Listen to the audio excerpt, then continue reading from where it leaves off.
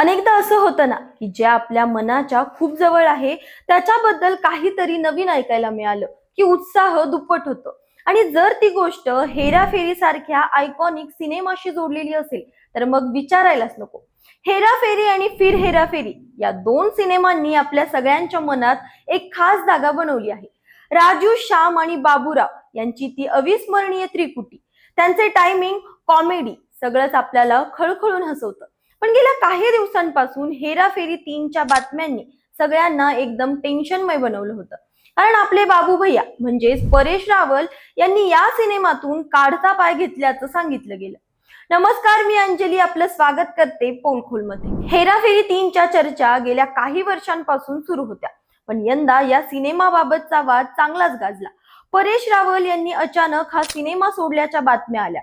कारण काहींनी सांगितलं की क्रिएटिव्ह मतभेदांमुळे त्यांनी हा निर्णय घेतला। काहींचं म्हणणं होतं की निर्माते आणि परेश रावल यांच्यात काहीतरी बिनसलं। एवढंच काय, 18 मे रोजी परेश रावल यांनी स्वतः एक्सवर एक पोस्ट टाकली आणि सगळ्यांना धक्का बसला। त्यांनी लिहिलं, मी स्पष्ट सांगतो, हेराफेरी 3 मधून बाहेर पडण्याचा माझा निर्णय हा क्रिएटिव्ह मतभेदांमुळे नाही। माझा निर्माते आणि दिग्दर्शक प्रियदर्शन यांच्यावर पूर्ण विश्वास आहे। पण तरीही त्यांनी सिनेमा सोडल्याचं जाहीर केलं। मग काय, चाहत्यांमध्ये एकच खळबळ उडाली। या सगळ्या गोंधळात आणखी एक मोठी बातमी आली। सिनेमाचे निर्माते अक्षय कुमार यांनी परेश रावल यांना 15 कोटींची नोटीस पाठवली होती। कारण परेश यांना आधीच 11 लाखांचं मानधन दिलं गेलं होतं। यावर परेश रावल यांच्या लीगल टीमने ती रक्कम व्याजासह परत केली। पण चाहत्यांचं टेन्शन काही कमी होत नव्हतं। कारण हेराफेरी म्हणजे फक्त एक सिनेमा नाही, तर एक भावना आहे, आणि ती भावना बाबू भैया शिवाय अपूर्ण आहे हे सगळ्यांनाच माहित होतं। पण आता सगळ्या गोष्टी निवळल्या आहेत। हिमांशु मेहताच्या पॉडकास्ट मध्ये परेश रावल यांनी सगळ्या गोष्टी स्पष्ट केल्या। ते म्हणाले, कोणताही वाद नाहीये। जेव्हा प्रेक्षकांना एखादी गोष्ट खूप आवडते तेव्हा आपल्याला जास्त काळजी घ्यावी लागते। प्रेक्षकांनी आपल्याला इतकं प्रेम दिले, त्यामुळे आपण त्यांना गृहीत धरू शकत नाही। परेश यांनी हेही सांगितलं की सगळ्यांनी एकत्र येऊन मेहनत करायला हवी। आता सगळ्या समस्या सुटल्या आहेत असं म्हणत त्यांनी चाहत्यांना पुन्हा आनंदाची बातमी दिली।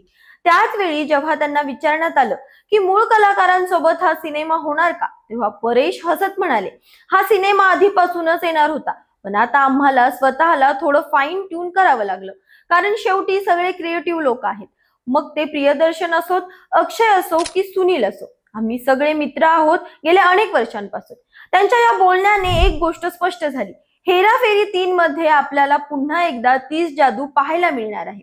परेश रावल पुन्हा एकदा बाबूराव गणपतराव आपटे या पात्राला जिवंत करणार आहेत, आणि यावेळी त्यांच्या सोबत अक्षय कुमार आणि सुनील शेट्टी यांची तीच भन्नाट जोडी ही असेल। या सिनेमाची चाहते आतुरतेने वाट पाहत आहेत।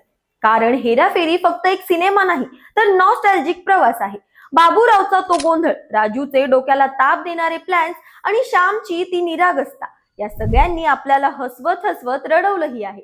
हेराफेरी 3 बद्दल अजून बरीच माहिती समोर यायची आहे, पण एक गोष्ट नक्की, हा सिनेमा आपल्या अपेक्षांना पुरा उतरेल याची खात्री परेश रावल यांनी दिली आहे। त्यांच्या मते प्रेक्षकांचं प्रेम हीच त्यांची प्रेरणा आहे, आणि म्हणूनच हा सिनेमा बनवताना सगळेजण जास्त मेहनत घेणार आहेत। प्रियदर्शन यांच्या दिग्दर्शनात आणि अक्षय कुमारच्या निर्मितीत हा सिनेमा नक्कीच धमाल करेल यात शंका नाही। हेराफेरी 3चा वाद आता मिटलाय, आणि आता सगळ्यांचं लक्ष आहे त्या भन्नाट सिनेमावर। बाबू भैया पुन्हा येत आहे, आणि यावेळी ते आणखी काहीतरी खास गोंधळ घेऊन येणार आहे याची खात्री आहे। तुम्हाला काय वाटतं? तुम्ही तयार आहात का पुन्हा एकदा त्या हेराफेरीच्या दुनियेत हरवायला? कमेंट मध्ये नक्की सांगा। अशाच माहितीपूर्वक व्हिडिओसाठी आमच्या चॅनलला लाईक, सबस्क्राईब आणि शेअर करा।